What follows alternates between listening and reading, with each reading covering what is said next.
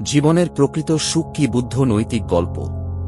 একজন কৃষক তার গ্রামের সমস্যা নিয়ে খুব দুঃখিত ছিলেন। কেউ তাকে তার যন্ত্রণা থেকে মুক্তির জন্য বুদ্ধের শরণাপন্ন হতে বললেন। যে কয়েকদিনের জন্য এখান থেকে দূরে কোনো গ্রামে এসেছে সে অবশ্যই তোমার সব দুঃখ দূর করবে। একটা শুনে কৃষক মহা আকাঙ্ক্ষা নিয়ে বুদ্ধের কাছে গেলেন। বুদ্ধ তাকে তার সমস্যা, মানসিক যন্ত্রণা, চাপ এবং দুঃখ থেকে মুক্তি দেবেন এই ভেবে তিনি বুদ্ধের কাছে গেলেন। তিনি বুদ্ধকে বললেন, কি ওহো বুদ্ধ, আমি একজন কৃষক, আমি কৃষিকাজ পছন্দ করি, কিন্তু বৃষ্টি পর্যাপ্ত হয় না এবং আমার ফসল নষ্ট হয়। গত বছর আমার খাওয়ার কিছু ছিল না এবং এবছরও অতিরিক্ত বৃষ্টির কারণে ফসলের ব্যাপক ক্ষতি হয়েছে। আমার খাওয়ার মতো পর্যাপ্ত খাবার নেই।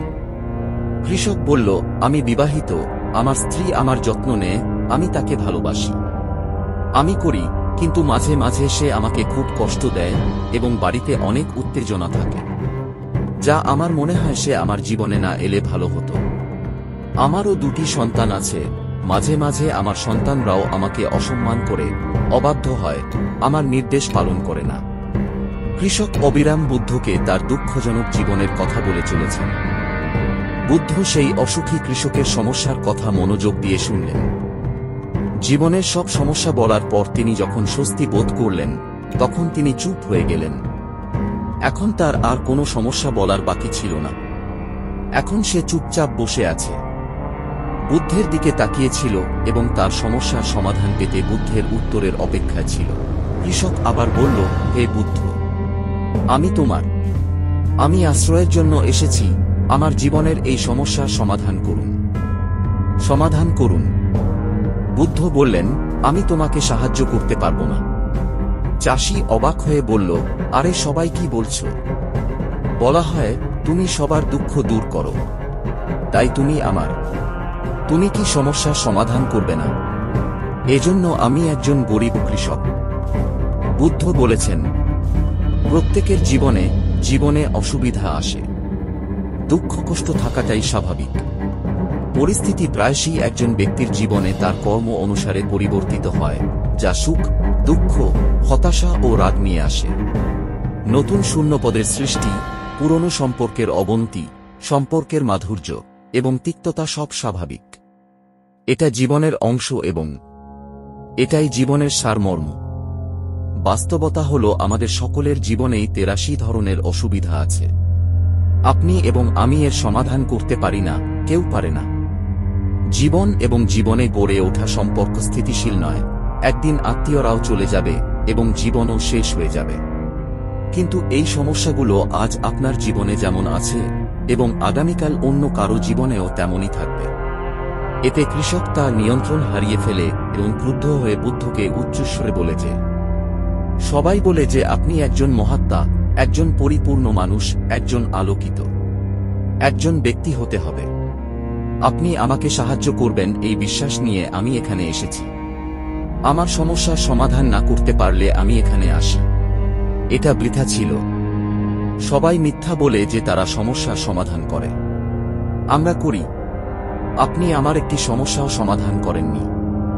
যে মহাত্মা ২ বছর আগে আমার বাড়িতে এসেছিলেন, তিনি আপনার চেয়ে ভালো। তিনি আমার জন্য একটি খামার করিয়েছেন, আমাকে দান দক্ষিণা এবং আমার হৃদয় দিয়েছেন। অপার শান্তি পেলাম, কিছু সুখ বাড়ল, আবার কিছু দুঃখ কমেছে। কিন্তু তুমি আমার কোনো সমস্যার সমাধান করনি, তুমি আমাকে সোজা করে নিয়েছ। বুদ্ধ জিজ্ঞেস করলেন, এইসব করলে কি জীবনের সব দুঃখ শেষ হয়ে যাবে? আপনার কাজ শেষ। এত কিছু করার পরও তোমার মন খারাপ। এখন তোমাকে আগের চেয়ে অনেক বেশি দুঃখে ঘিরে রেখেছে। অর্থ হল জীবনে দুঃখের শেষ নেই। কৃষক বলল, তাহলে কি আমি মেনে নেব যে তুমি আমাকে সাহায্য করবে না? কেন? যদি আপনি এই ধরনের ছোট জিনিস সমাধান না আপনি যদি পারেন, আপনার শিক্ষার কি ব্যবহার হবে? বুদ্ধ বললেন, তোমার ৮৪তম সমস্যার কোন সমাধান আমার কাছে নেই। আমি পারতাম, কিন্তু হ্যাঁ, আমি তোমার ৮৪তম সমস্যা, আমি অবশ্যই এটি সমাধান করতে পারেন। কৃষক অবাক হয়ে গেল আর বললেন, বুদ্ধ, ৮৪তম সমস্যা কি? বুদ্ধ বললেন, তার মানে তোমার জীবনে কোনো সমস্যা নেই। চাই এই সমস্যার কারণেই আপনার সমস্ত সমস্যা দেখা দিয়েছে।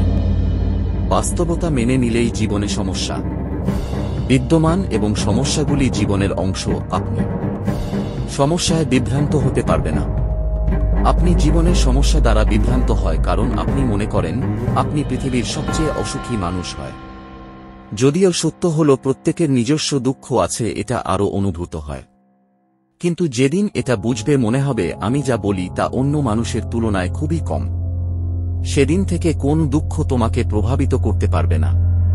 আপনি যদি না চান আপনার জীবনে কোন ঝামেলা নেই, আপনার পক্ষে প্রতিটি ব্যথা এবং দুঃখ থেকে বেঁচে থাকা সম্ভব নয়, এমন পরিস্থিতিতে একটি ছোট ব্যথাও আপনাকে অস্থির করে তুলবে এবং আপনার মানসিক শান্তি নষ্ট করবে।